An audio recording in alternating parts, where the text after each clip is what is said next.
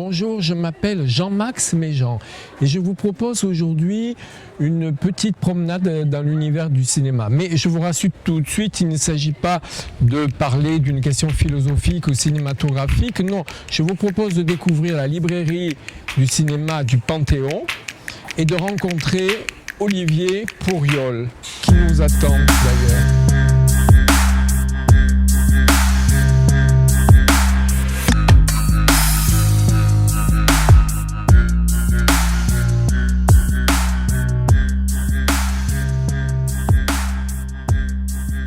Alors, bonjour Olivier Pourriol, vous êtes philosophe, romancier, réalisateur et scénariste de jeux vidéo.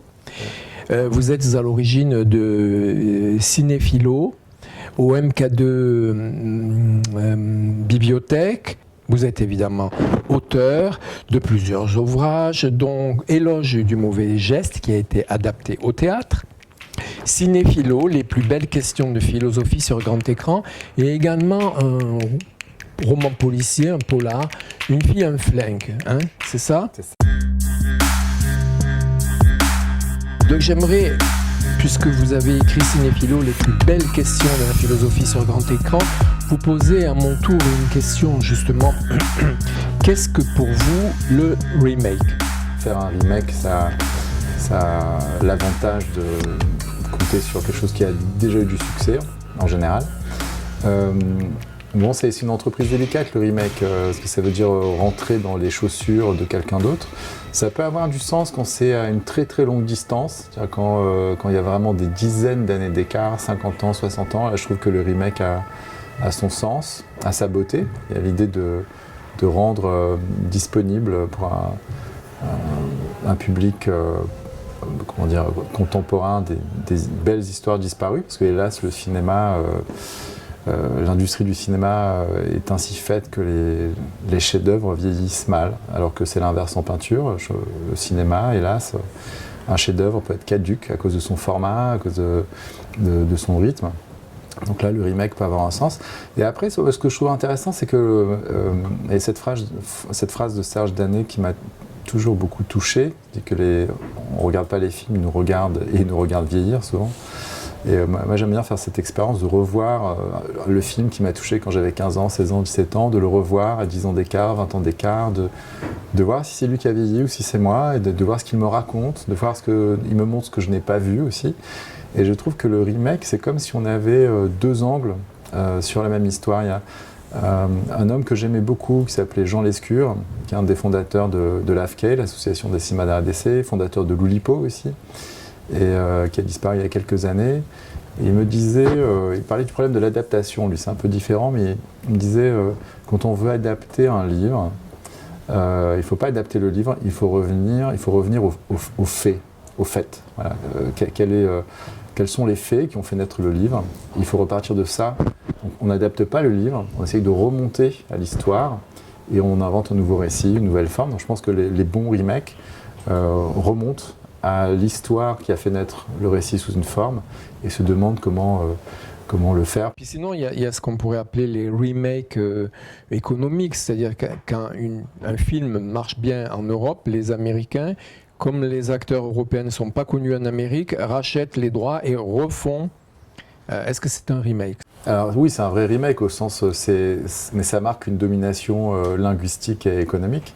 C'est-à-dire que comme on ne fera pas l'effort de doubler des acteurs pas connus aux États-Unis, ou alors qu'on ne fera pas l'effort de les sous-titrer parce que le public ne fera pas l'effort de lire les sous-titres, on préfère racheter l'histoire, ce qui est complètement absurde, hallucinant.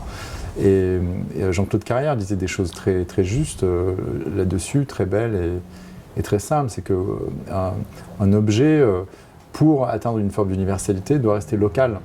Donc ça n'a pas de sens de faire un remake en anglais d'un film qui serait européen, en anglais-américain je veux dire, d'un film qui serait...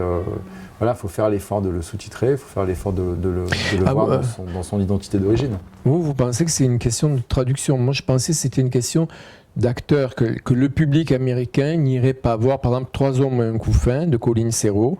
Ils ont racheté les droits et l'ont retourné. Et je ne l'ai pas vu à la version américaine. Mais justement, je me demande ce que ça peut rendre. Parce que vous parliez, bon, donc à la suite de Carrière, que c'est un... Comment dire, c'est un scénario typiquement français. 3 hommes et un couffin. Je vois pas ce que ça peut... Ça perd tout son charme, ça perd tout son sens. Et ça s'inscrit dans une politique de studio. C'est-à-dire que le problème des studios, c'est d'avoir des scripts, des scénarios.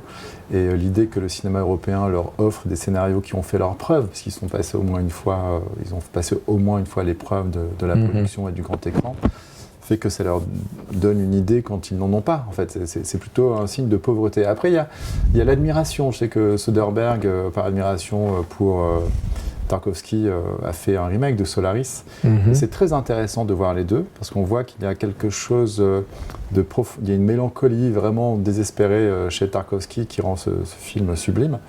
Et qui devient autre chose chez Soderbergh. Il y a aussi de la mélancolie, mais qui est traitée presque sur le plan de la pathologie.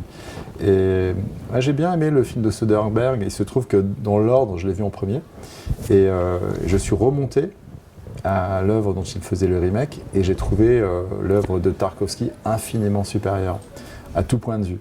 Mais c'est grâce à ce remake que j'ai découvert l'admiration de Soderbergh pour le Solaris de Tarkovsky, et que j'ai partagé cette admiration. Donc si le remake est l'hommage qu'un cinéaste américain rend à un cinéaste qui ne serait pas vu par des spectateurs contemporains, je trouve que c'est intéressant. C'est comme si on partait d'une autoroute, mais qui passe à côté d'un petit chemin qui nous emmène dans un endroit extraordinaire.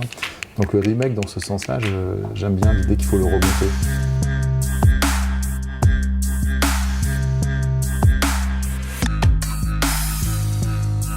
Donc maintenant, je vous invite à tirer un petit papier dans ce bocal et de répondre à la question, parce qu'il y en a une dizaine. Rendre hommage à un film culte, est-ce un remake ? Bon. Vous avez aussi en partie répondu. Hein. Alors, je suis en train de lire les mémoires de Samuel Fuller, le troisième visage, il appelait ça, qui serait notre vrai visage, celui qu'on ne partage vraiment avec personne. Et il parle d'une expérience qu'il a faite avec sa femme. Ils sont allés voir Danse avec les loups à Paris. Ils étaient à Paris à ce moment-là, au moment de la sortie du film. Et à la sortie, sa femme était folle de rage parce qu'elle a vu tous les emprunts, tous les plagiats dans des films précédents de Samuel Fuller. Et elle était folle de rage. J'ai dit, mais non, comme me l'a dit Godard, quand je lui ai fait remarquer qu'il m'a piqué plein de trucs dans mes films, ce n'est pas du plagiat, c'est un hommage. Donc l'hommage au cinéma, personnellement, j'y crois pas du tout, parce que d'abord l'hommage ne rend pas très créatif, et en même temps l'admiration donne des ailes, l'admiration est nécessaire. Et j'ai le sentiment que quand on aime le cinéma, on l'aime jeune, on l'aime très tôt, et il nous garde jeunes très longtemps, le plus longtemps possible. Et les émotions qu'on a quand on est jeune sont vraiment les plus fortes, sont vraiment irremplaçables. Donc je crois que c'est moins un hommage qu'on rend au cinéaste qui nous a touchés que l'hommage qu'on rend à l'enfant ou à l'adolescent rêveur qu'on a été. Et quand Godard pique des trucs à Samuel Fuller, c'est évident, c'est le moment où il n'avait pas encore fait de cinéma, où il était critique pour les cahiers, où il rêvait de devenir cinéaste, comme Truffaut.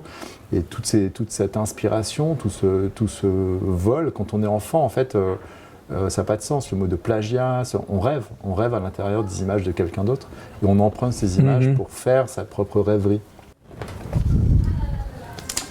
Un remake est-il un plagiat ? Vous y prenez goût à ces petits papiers. Hein. Un remake est-il un plagiat ? On vient de répondre. Mais est-ce que c'est un plagiat ou pas ? Ça dépend comment c'est fait, quoi, en fait, c'est ça. Ça n'est pas un plagiat si la production paye les droits du film original. Ah oui, il y a ça, il y a les questions de droit. Ça reste une industrie, le cinéma, donc dès qu'on rend hommage, ça veut dire qu'on n'a pas payé. C'est aussi simple que ça. Hein. Moi, je vois ça comme ça. Oui, mais il faut quand même demander peut-être... C'est rare qu'on demande. Hein. Moi, quand Godard s'est servi chez Fuller, il s'est servi dans ses admirations, il n'a pas demandé l'autorisation à Fuller. Bon, à l'époque, c'était plus difficile de contacter les gens. Oui, mais c'est un peu quand on fait une thèse, on a le droit de prendre par exemple des citations. C'est le droit des citations peut-être. Oui, alors le droit de citation, c'est vrai que, d'ailleurs c'est encadré, il faut que ce soit court dans l'œuvre d'origine et court dans l'œuvre d'arrivée, ce qui est voilà. Vague. Et bon, après, quand c'est quelqu'un comme Fellini qui rend hommage, on voit bien qu'il n'y a pas de problème d'inspiration. Mais le plagiat, bon, c'est quand même quelque chose d'un peu malhonnête, mais à partir du moment où vous rendez hommage, c'est donc que ça crève les yeux et qu'il n'y a pas d'ambiguïté sur... Par exemple, si on prend les films qu'a réalisé justement Godard, parce que vous en parliez, où ça a coûté énormément d'argent à Canal+, parce qu'il a pris des tas, là je parle, prendre des extraits de films. Oui. Il a fait un montage très élaboré. Ça rentre dans quelle catégorie? C'est un hommage, et c'est une histoire du cinéma, bien sûr. C'est une citation, ça. Enfin, c'est des citations, voilà, mais des citations comme ça, heureusement, elles sont expliquées, mises en scène, montées, etc. Mais c'est quand même un petit peu, il a un peu piqué c'est ce que à font droite à gauche. Les DJ, après, au fond, c'est par exemple le cut-up, c'est des formes contemporaines, c'est-à-dire ça suppose d'avoir accès à un art reproductible, donc soit photographie, cinéma, de l'édition. Et du moment que les objets ne sont plus, comme dirait Walter Benjamin, avec une aura unique, du moment que ce n'est pas des exemplaires uniques, on peut les découper en morceaux, les citer, les reprendre. Je pense que c'est lié au fait que le cinéma est un art de la reproduction. Il y a quelqu'un qui a dit un jour, je ne sais plus qui, on va dire que c'est moi, qu'il y a 10 histoires et qu'elles sont combinées de façon différente, mais que la trame est toujours la même.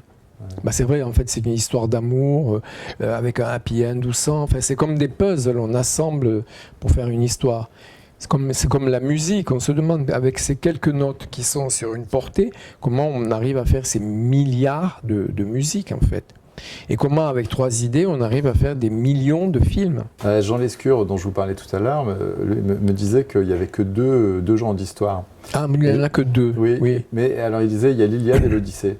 Ah oui, d'accord, voilà. oui. L'Iliade, ça se passe dans un endroit, il y a un conflit. Voilà, et le road movie, l'Odyssée. Exactement. Voilà. Non, alors cette question, je ne me plaît pas, puisque j'ai le choix. Je peux regarder ce que c'était? Non, c'est parce que j'ai rien à dire dessus. Ben voilà, c'était Gus Van Sant. Un remake peut-il être original? Ça peut pas être original puisque c'est un remake. Donc on refait quelque chose qui existe déjà. Donc ça peut pas être original. Je me demande si un remake pourrait être original. En droit, il y en a peut-être, faudrait réfléchir. Oui. Mais pour qu'un remake soit original, il faut qu'il prenne la structure de départ comme un cadre, qui permet, comme l'Alexandrin, de prendre un cadre préexistant et à l'intérieur d'être aussi créatif que possible. Oui, mais alors du coup, on ne peut plus appeler ça un remake, enfin, du moins au sens non, mais ça où je l'entends. C'est un remake et ça peut être original. Et d'ailleurs, par exemple, le remake de Solaris par Soderbergh a son originalité. Parce qu'il y a tout un... Il y a un poème que j'ai découvert, je crois que c'est de T.S. Eliot, que j'ai découvert dans ce film, que j'ai trouvé très beau et qui ne vient pas du tout de la sensibilité de Tarkovsky. Donc il a emprunté le cadre de l'histoire, il a pris son admiration, il ne s'est même pas caché, donc ça ne peut pas être un plagiat. Et à l'intérieur de ce cadre reconnaissable, je pense qu'il s'est autorisé une mélancolie qui n'aurait peut-être pas sa place dans un film. Je crois que c'est un bon exemple, oui, effectivement. On pioche. Et je crois qu'il faut aller jusqu'à épuisement du stock. Non, on en fait 10, on a dit. Le remake concerne-t-il uniquement le cinéma? Il y a des auteurs qui se sont singularisés, par exemple, à écrire comme Marguerite Duras, mais je trouve qu'ils ont un talent énorme. Ah. C'est comme quelqu'un qui va reproduire un Rembrandt. Ah oui, parce que moi je connais des gens qui pensent écrire comme Marguerite Duras. Non, là ils l'ont fait sciemment. Ouais. Sciemment, ils ont écrit des romans. En parodie? En parodie, bien sûr. Oui. Vous disiez qu'en littérature, on ne peut pas appeler ça des remakes, c'est des plagiats, fatalement. Mais pas forcément. Est-ce qu'on a des exemples, je sais pas, Roméo et Juliette, par exemple. Ça a été repris un nombre de fois incroyable. C'est presque une structure... Par Shakespeare, en fait. Shakespeare, la version qu'on a de Shakespeare a fait naître des Roméo et Juliette. Il y en a au cinéma, par exemple. Mais au cinéma, mais là on parle en littérature. Et oui, mais c'est de la littérature dont le remake n'existe qu'au cinéma. Ou en littérature également. Il y a Roméo et Juliette. En fait, quand il y a une histoire tellement forte et simple... Il y a Ulysse de Joyce. Alors, est-ce que c'est un remake? Oui, c'est un remake. C'est un remake, ça. Mais à la sauce Joyce, voilà. En revanche, en littérature, si on prend la littérature contemporaine, le remake, à mon avis, ça pourrait être que du plagiat, non? Je sais pas, je pense que des livres comme Le Père Goriot, par exemple, c'est-à-dire, c'est quoi le remake? Est-ce que c'est reprendre l'histoire et la raconter en l'adaptant dans un autre univers? Si c'est le cas, il y a beaucoup de remakes. C'est-à-dire qu'on repart d'une histoire ou d'un mythe et on s'en sert pour, en changeant l'environnement, ça peut fonctionner. Après, en peinture, par exemple, on peut réfléchir à tous les arts, mais en peinture, c'est quoi le plus grand remake? C'est peut-être la crucifixion. C'est de la peinture religieuse. L'idée de la peinture religieuse, c'est que, au fond, c'est une peinture sans auteur. Ce qui compte, c'est le sujet, moins que son interprétation. Et à travers ce thème obligatoire, on peut montrer un peu d'originalité, un peu dans le détail, mais on s'efface devant ce qu'il y a à transmettre. Donc c'est assez intéressant. C'est l'idée de remake ou de copie ou d'interprétation aussi. D'interprétation, mais où l'interprète n'arrive pas à épuiser son sujet, en fait. Et l'a mis en sourdine.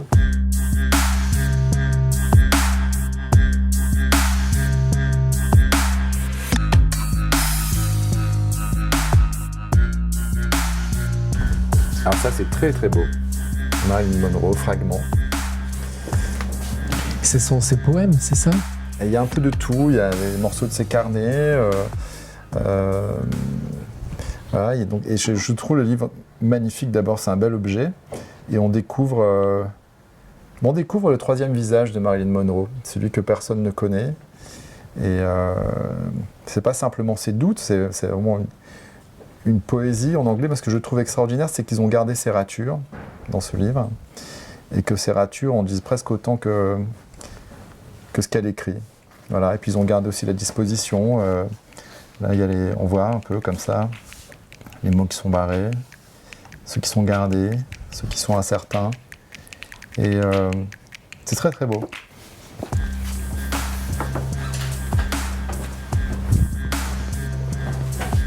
Il faut bien terminer maintenant notre rencontre. Alors nous allons proposer à Olivier Pourriol de répondre à quelques questions d'un ensemble de demandes qui nous un mélange entre Proust et Bernard Pivot.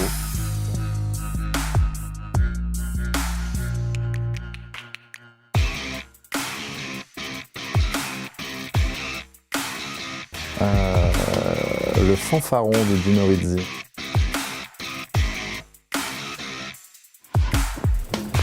Maman, j'ai raté l'avion. Papy de verre.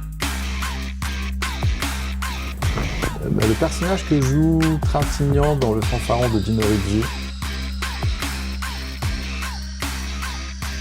Ennio Morricone était une fois en Amérique. Vous pouvez le chanter? Non.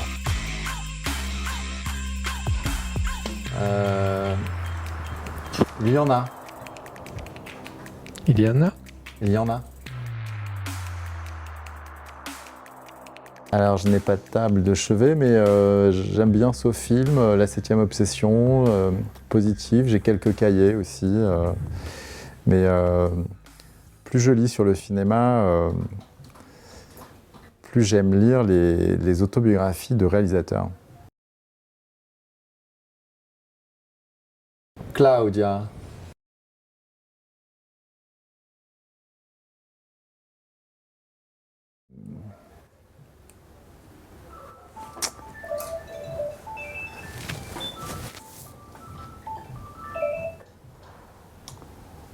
L'histoire de la haine en France. Gérard Depardieu et Catherine Deneuve. Catherine Deneuve, les billets de 20. Gérard Depardieu, les billets de 500. Comment c'est partagé? Ou ils sont tous les deux sur le même billet? On tire ça au sort à pile ou face avec une pièce où il y aurait Brigitte Bardot d'un côté et François Truffaut de l'autre.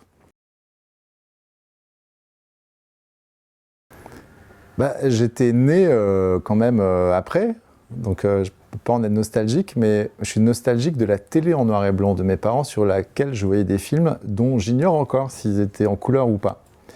Et le premier film qui m'a vraiment bouleversé, c'était Z de Costa Gavras. Et quelqu'un m'a soutenu il n'y a pas longtemps qu'il est en couleur, je ne le crois pas.